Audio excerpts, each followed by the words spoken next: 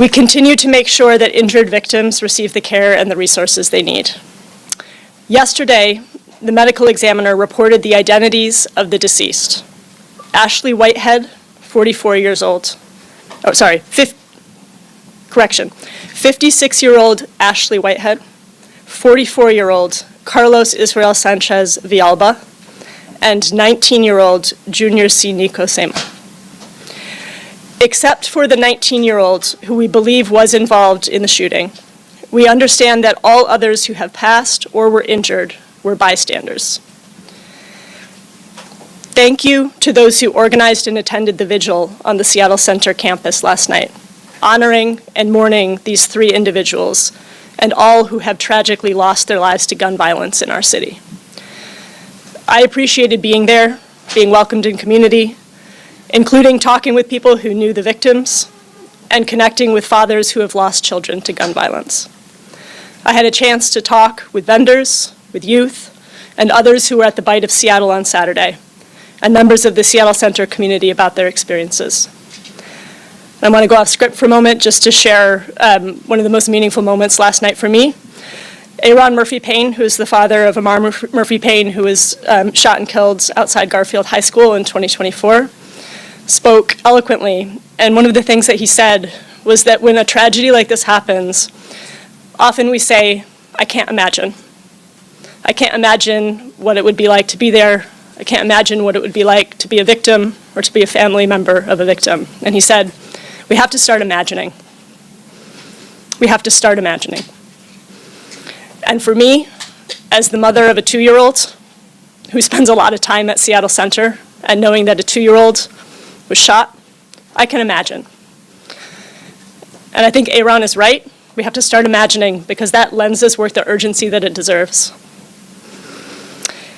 To continue honoring all of those impacted by this senseless act of violence, the community is invited to gather for a silent vigil at 6:30 p.m. on Wednesday. Come support one another. Bring a flower or a written message to the International Fountain, a space for reflection, compassion, and healing. We're working with our Office of Economic Development and the Seattle Center to reach out to the vendors who were impacted by the shooting and to understand what types of support they might need.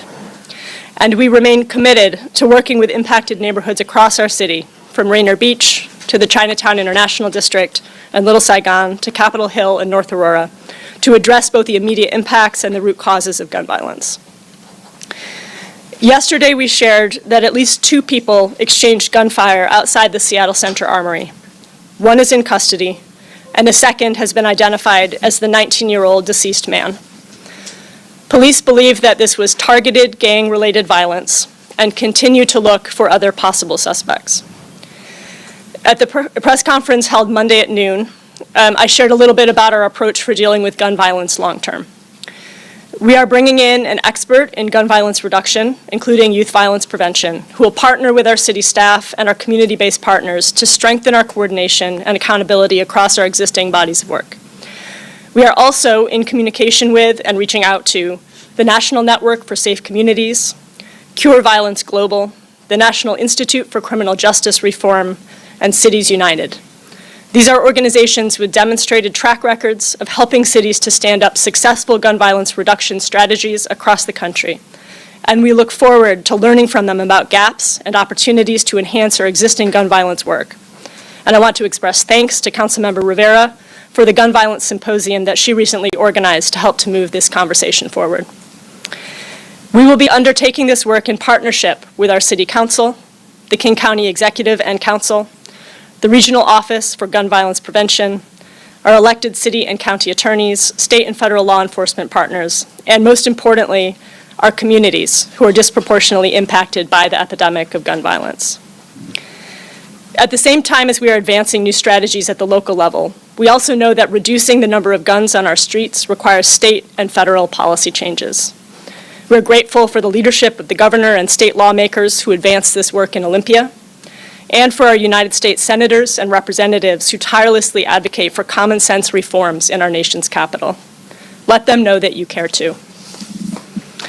I want to continue to express gratitude to our police officers who have been working nonstop since this tragedy occurred and are providing regular updates to my office. And thank you to the victim advocates team at the Human Services Department and all of our community partners who are focused on violence interruption.